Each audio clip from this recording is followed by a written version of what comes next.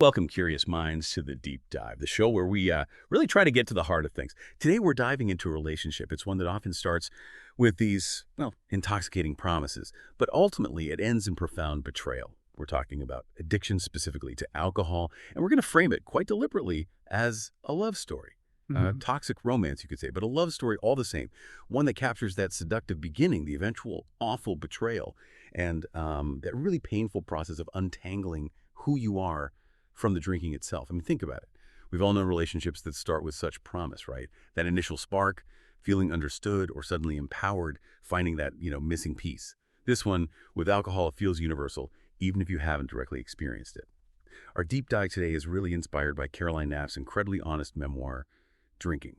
A love story. It just sets the stage so well for this unflinching, often heartbreaking look at this affair. We'll explore how this relationship with alcohol, much like a destructive human bond, takes hold, how it transforms, and eventually demands this crucial, often devastating realization of complete defeat. That's step one in recovery, right? Moving towards a more authentic, self-loved way of being. Yeah, and what's really fascinating here, I think, is how universal these patterns are. Attachment, disillusionment. While we're focusing on alcohol, these emotional dynamics, this whole cycle seeking comfort, finding it turns on you, this deep attachment, and then the agonizing disentanglement, it really does extend far beyond just substance use. The blueprint, of a toxic relationship, the battles it wages inside and out, it resonates Mhm. with so many human experiences. That's such a powerful point. So our mission today is to unpack the layers of this specific love story. We've got a stack of really insightful sources. We'll look at those seductive beginnings, the treacherous betrayal later on, and that profound, often painful journey of untangling identity from drinking, a process that hopefully culminates in the beginning of self-love. So let's get into it. Let's try to help you understand this complex journey from being tangled up to finding liberation. Okay, so to really dive into the start of this relationship, let's look at the very spark of this toxic romance. For so many, alcohol isn't initially seen as a problem at all. It's seen as a powerful solution. It's not just a drink, it's like a trusted ally, maybe even your trustiest tool for getting through life's challenges. Caroline Knapp, she explicitly calls booze her trustiest tool. She details how it helped her drink away the things that plagued me: self-consciousness, loneliness, those deep insecurities and fears. For her, it was the ultimate immediate escape from discomfort, like a magic potion for anxiety. Exactly. It's a classic pattern, almost archetypal, where alcohol just steps in, fills an emotional void, quiets that internal struggle. Sarah Hapola, in her book Blackout, echoes this. She said she needed alcohol to make me fearless.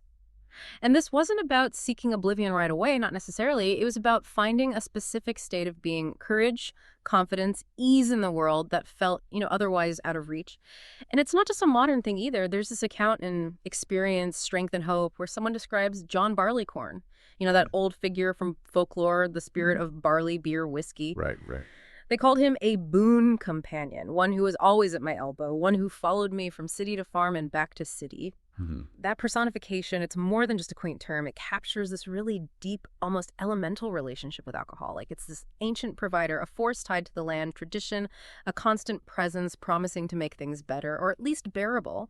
And that historical cultural weight, it makes the eventual betrayal feel even more, well, profound. That illusion of a steadfast companion, maybe even an ancient one. Yeah. It's so powerful, isn't it?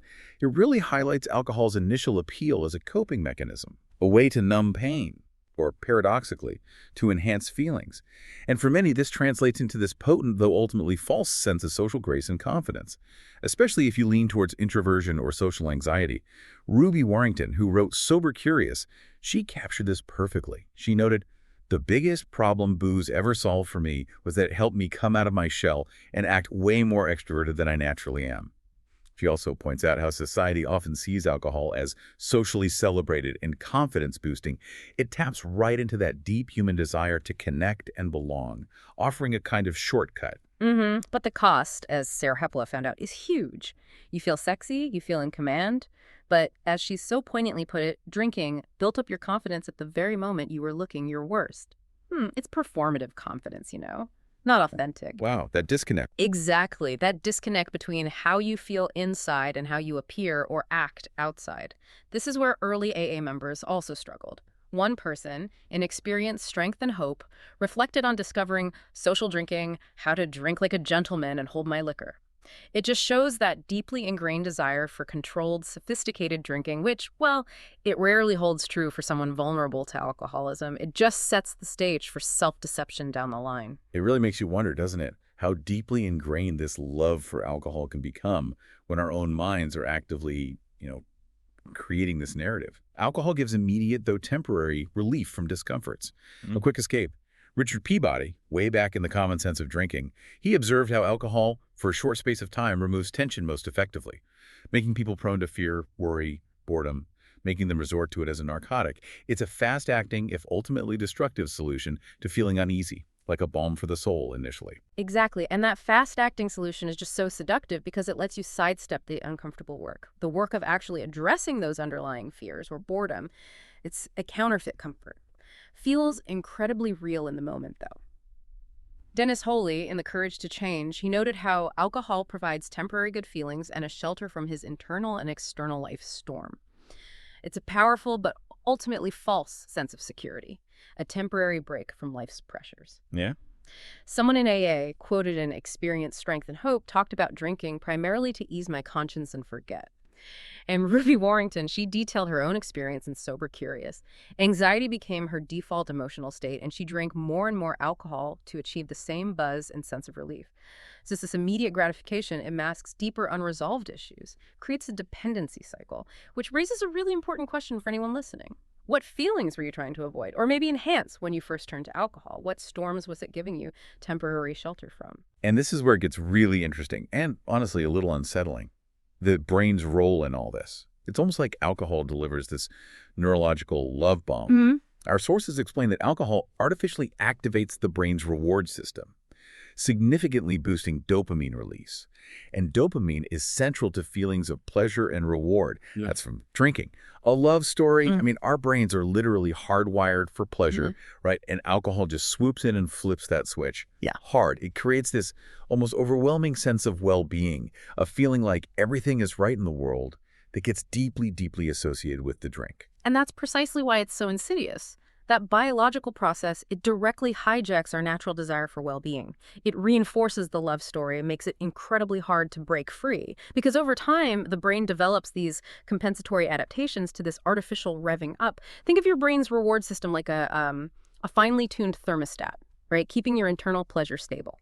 Alcohol, at first, blasts the room with artificial heat, spikes that pleasure temperature. Right. Your brain's adaptations are like the thermostat frantically trying to overcorrect. Opening all the windows, cranking the AC, basically draining its natural heating capacity. So when the alcohol's artificial heat fades, you're not just back to normal, you're left in a much colder room, feeling depleted, and needing even more artificial heat, more alcohol just to feel normal, let alone experience any joy. Wow, that's a chilling analogy. It really is. It's not just habit, it's a deep physiological imbalance. The stimulation of the nucleus accumbens in the brain creates feelings of exhilaration, almost like stimulants, leading to compulsive seeking. That's noted in Unbreaking Brain. The brain learns to love the substance not because it's good for it, but because it's providing that artificial, increasingly necessary reward. So this internal biological drive, it manifests as profound emotional dependency, a sense that the substance isn't just pleasant, but essential for survival. It mimics the intensity of a deep human bond, which makes trying to separate feel like genuine heartbreak. Okay, so let's move on to that turning point. When this supposed love starts to, unravel, this intoxicating love story inevitably takes a treacherous turn. What starts as a solution becomes the core problem, and people begin losing the narrative of their own lives. Caroline Knapp captures this so perfectly. She shared her realization that there was something fundamentally wrong about losing the narrative of my own life. She describes experiencing rage, screaming, this feeling of being out of control, which led to her partner saying, "I don't think we should live together anymore. I've had it." This isn't just an external problem anymore, is it? It becomes an internal crisis of self, a chilling erosion of who you thought you were. That's a critical observation. Losing the narrative of your own life, it's so much more than just memory loss. It's a profound sense of dissociation. Alcohol becomes the protagonist in your life story, not you. The person watching the destruction unfold is often terrified, but the drinking self feels this uncontrollable compulsion, Sarah Hepola in Blackout talks about being scared all the time, terrified of what she might have said or done during her blackouts. This loss of memory, this disconnect from your own actions, it creates a profound split within the self. You become like a passenger in your own body, witnessing decisions you wouldn't make sober, enduring consequences you don't fully grasp. And slowly, the you thought you were starts to fragment. The stories you tell yourself and others, they become increasingly distorted to protect the drinking, further divorcing you from reality. It's a terrifying descent into self-estrangement. And the betrayal extends deeply to the physical body and mind, too, moving from temporary relief to chronic suffering, making you a stranger to your own biology. Ruby Warrington's description in Sober Curious just paints such a vivid picture.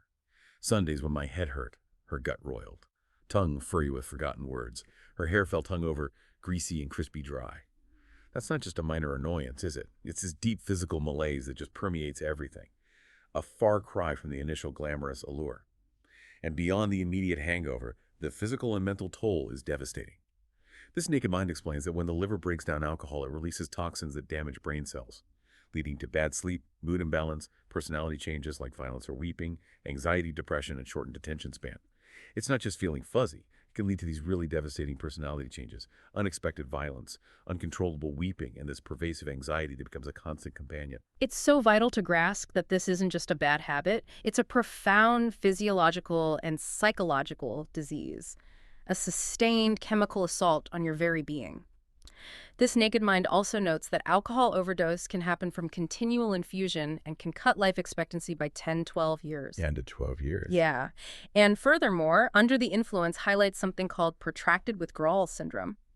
This isn't just a lingering hangover. It's a sustained physiological and psychological battle that can last for weeks, even months after the last drink. Imagine constant, fluctuating anxiety, waves of depression, irritability that feels almost impossible to manage, and this overwhelming craving that returns even when you're consciously trying to heal. That's the body and brain actively recalibrating after years of chemical assault.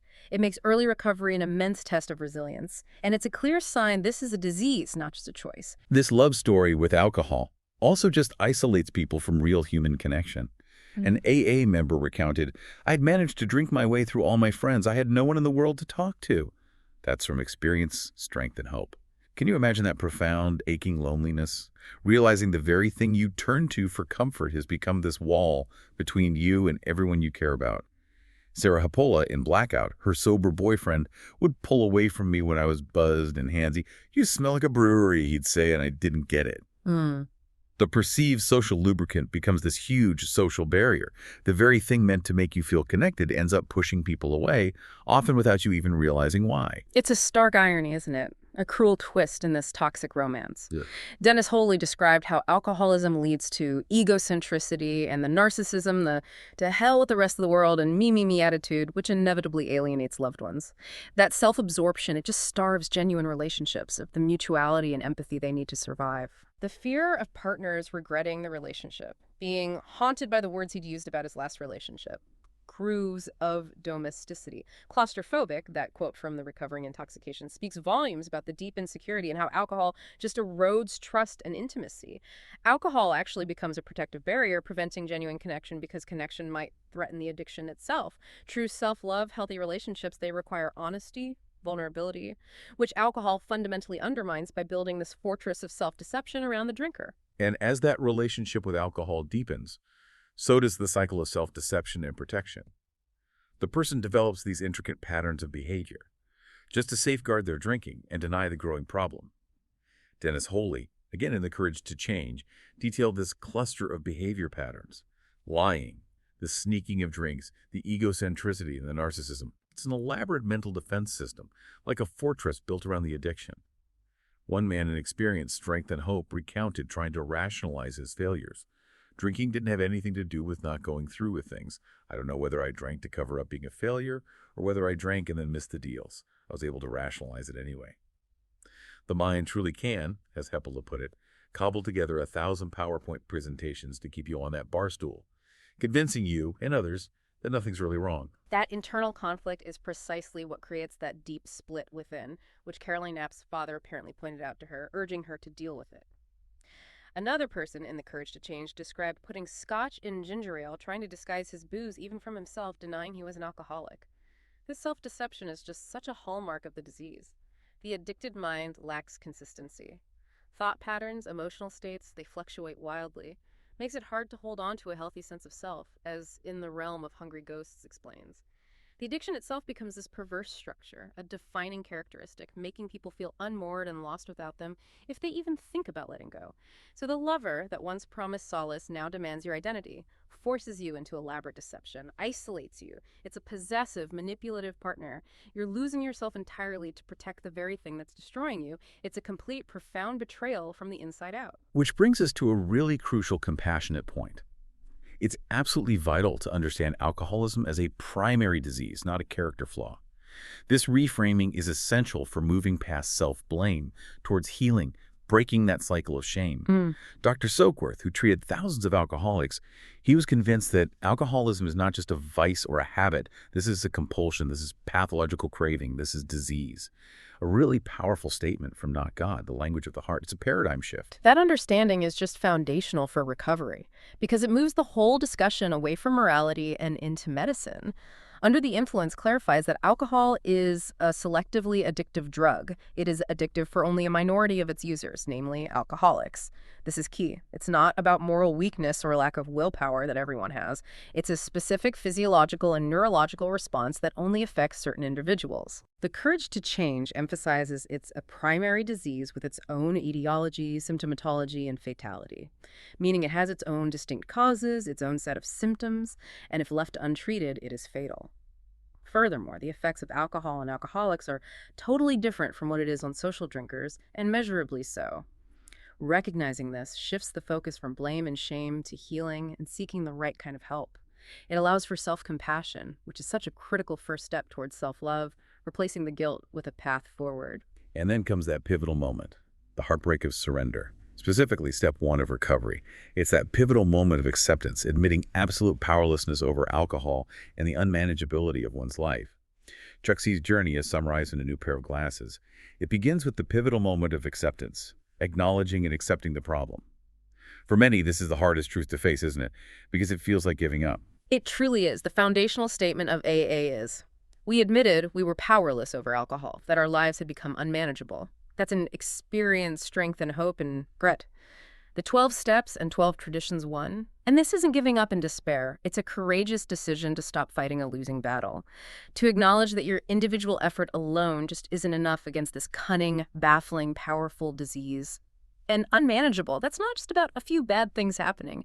It speaks to the utter chaos, the loss of control across all areas of life. All areas. Yeah.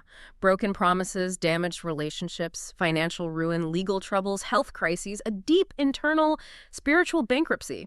It's the realization that despite your best efforts, despite all your promises to yourself and others, life has spiraled beyond your capacity to direct it in any meaningful, healthy way. It's the moment you stop blaming external stuff and confront the internal truth. The problem is the alcohol, and I cannot control it. As one reflection in Daily Reflections puts it, freedom came to me only with my acceptance that I could turn my will and my life over to the care of my higher power, whom I call God. I think many people really struggle with that word, powerless. It sounds weak, like a capitulation. But what you're saying is that this perceived weakness is actually a paradox, a necessary step leading to true strength. One AA member in Daily Reflections recounted, 1,000 beatings by John Barleycorn did not encourage me to admit defeat. I believed it was my moral obligation to conquer my enemy friend. It's that internal battle, right? That perceived obligation to fight, to win, that keeps people trapped, often for years, in this cycle of self-defeating attempts at control. Precisely. The 12 Steps and 12 Traditions one says insightfully that only through utter defeat are we able to take our first steps toward liberation and strength. It's an almost alchemical process. Strength arising out of complete defeat and weakness, the loss of one's old life as a condition for finding a new one, as cited in Daily Reflections. This aligns perfectly with the not God intuition of AA, which asserts that acknowledging one's not Godness, the profound limitation of self, is the foundation of sobriety. That's discussed in Not God. Not Godness. Explain that a bit more. Well, it isn't about theological dogma necessarily. It's more a radical psychological insight. For an alcoholic, it means confronting the illusion of self-sufficiency, that deep-seated belief that I can handle this on my own. It's recognizing that the very willpower they've used to fight the addiction has become part of the problem, a barrier to accepting help. This is where the ego has to take a backseat, allowing a more profound collective wisdom and strength to come in. This acceptance lets you stop the exhausting struggle of trying to control the uncontrollable, and it opens the door to genuine change. Bill W. himself described being beaten into complete defeat by alcohol before he surrendered and found a new dimension, the real world of spirit and of faith. That's documented in the language of the heart. So it's really about radical honesty then. Overcoming that deep-seated denial and facing this not godness, our inherent human limits.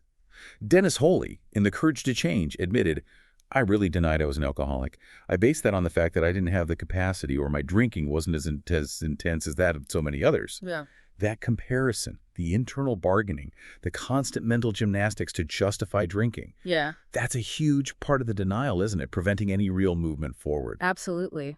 Chuck C. emphasized that acknowledging and accepting the problem is the first step toward recovery. And this confrontation with not godness, it's profoundly liberating because it frees the mind from alcoholic doubts and conflicts so it can devote itself to the mature interests of life, as Richard Peabody noted.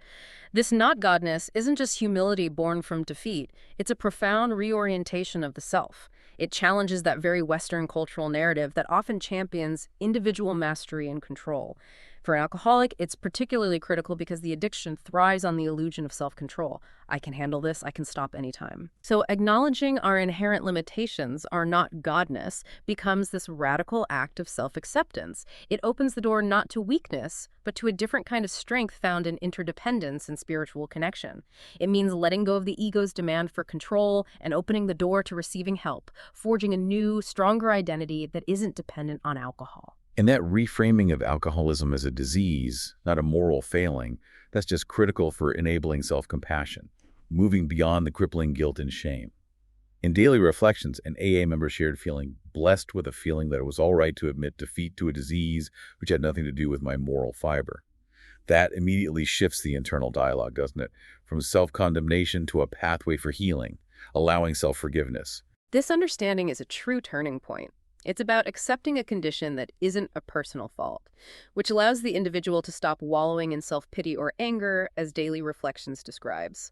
Courage to Change One Day at a Time in Al-Anon II notes that just when we reach the end of our patience, a doorway seems to open and we suddenly take a huge leap forward. This isn't about weakness. It's about self-forgiveness and accepting a path that finally offers true liberation. This acceptance is the true start of self-love and recovery, where someone can finally embrace healing rather than self-punishment, understanding the enemy was a disease, not a character defect. Okay, so once that profound shift happens, that crucial step of surrender is taken, the journey isn't just about stopping drinking anymore, is it? It becomes about this profound internal transformation, a journey to discovering the true self. A Woman's Way Through the 12 Steps states, beginning recovery is about discovering the self. It is about finding out who you are and coming to a deeper understanding of yourself. So it's not just removing something bad, it's actively building something genuinely good, a new identity, a new foundation. Definitely. Many individuals, as in the realm of Hungry Ghosts explains, define themselves through their addictions and feel quite unmoored and lost without them. Imagine identifying so strongly with a behavior, a substance, that removing it leaves you feeling utterly adrift. Wow. Recovery requires this conscious expansion, creating and cultivating in inner life a sense of our values, feelings, and beliefs. It's about turning life into something I didn't need to drink to tolerate, that powerful phrase from Sarah Pola. It's a fundamental re-identification, a deliberate process of constructing a self that's independent of the addiction. One person in Quit Like a Woman had this powerful realization. The thing I couldn't get over was that I'd been so wrong about myself. I'd walked into that second yoga training sure of who I was, a good person, a spiritual person, an evolved person. Yet here I was, a jealous, hateful, insecure version of myself. This deep self-reflection, confronting the gap between the idealized self and the reality revealed in sobriety. That's the core of rediscovering who you truly are without the mask of addiction. And this self-discovery, it isn't passive. It involves actively cultivating that inner life, exploring your true values, feelings, beliefs, often for the first time, honestly. Stephanie Covington, in A Woman's Way Through the 12 Steps, explains, Step 4 isn't just about agonizing over my past. It's about getting to know myself better. Everyday events, she notes, can be like mirrors that reflect our deeper selves, allowing us to understand our deepest values and feelings, to really see what makes us tick, what brings joy, what causes pain. It's a journey of radical honesty and profound integration. This self-reflection moves us into alignment with a higher version of myself, where feelings of tension, guilt, sadness actually indicate an awareness that there is another way of being. That's from recovery freedom from our addictions. This process of gentle observation and self-acceptance help us release more guilt, confusion, and shame, ultimately leading to that profound realization, it's okay to be me, from daily reflections. It's okay to be me. Simple, but so powerful. Isn't it? We recognize that self-centered pursuits were hollow and diversionary, and that our true home is an ever-present inner sanctuary. Again, from recovery freedom, it's a shift from seeking external validation or escape to finding deep fulfillment within, where integrity between our inner values and our outer actions becomes paramount. For many, this journey takes on a significant spiritual dimension, embracing a power greater than self. And it's important to clarify, right? This isn't necessarily about organized religion or specific dogma. It's about a personal connection to something beyond oneself, a recognition that individual will alone wasn't enough.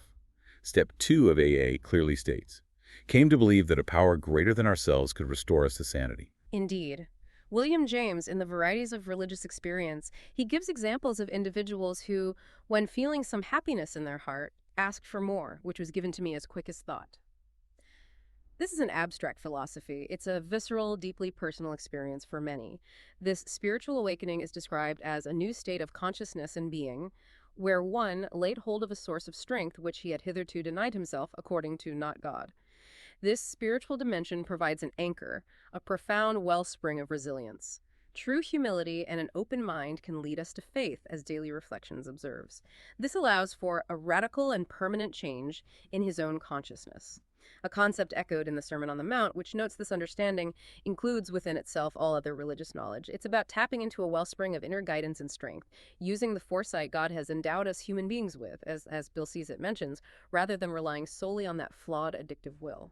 And as this personal transformation unfolds, the healing power of community, of shared experience, becomes incredibly important. Recovery is very much a collective journey, isn't it? Finding strength, understanding, belonging through shared stories, mutual support. Chuck C., in A New Pair of Glasses, emphasized the camaraderie and collective spirit found within the recovery community that serves as an anchor and a source of strength. You are definitely not alone in this. Those shared experiences are just vital. They provide an immediate antidote to the profound isolation that addiction fosters. He recounts how the warm embrace of the community, their understanding nods and shared stories, ignited a sense of belonging and connection that he had never felt before.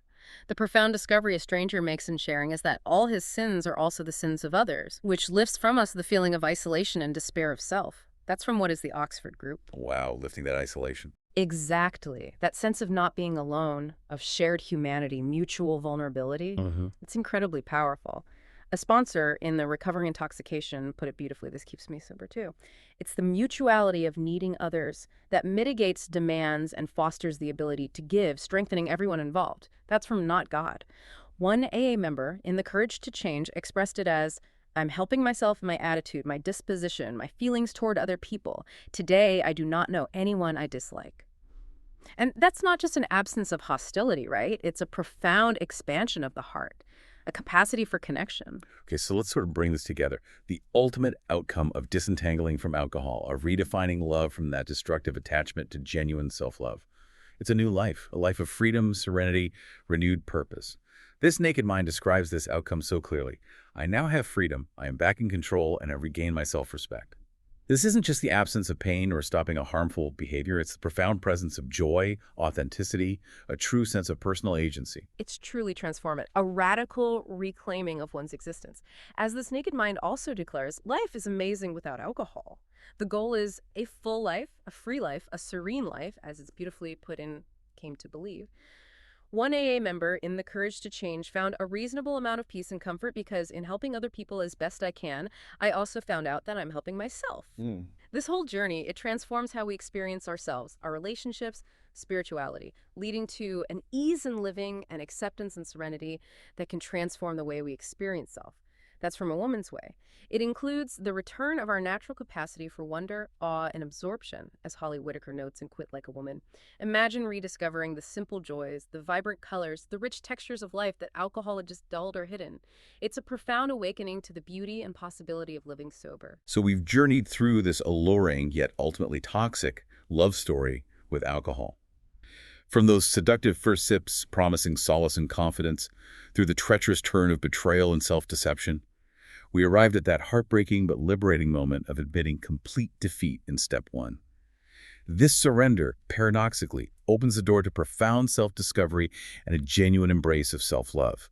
This isn't just about stopping a harmful behavior, is it? It's about reclaiming your deepest identity and building a life you truly don't need to escape from. And it's so important to remember this is a continuous journey. As Chuck C. reminds us in A New Pair of Glasses, recovery isn't a path with a clear endpoint. It's a continuous process that one navigates throughout life. It requires continuous growth and a mindful approach that lets individuals not only sustain their sobriety, but also to thrive in their lives. It's a lifelong commitment, really, to self-awareness, conscious living, and continuously deepening that newly found self-love. So a final thought for you to consider. If alcohol promised freedom but delivered bondage, what other love stories in your life might actually be holding you back from your truest self? It's a powerful question, one that extends the insights from this deep dive into your own experiences. As recovery freedom from our addictions starkly reminds us, the road of excess has led you nowhere and it's time to go back home. Until next time, keep diving deep.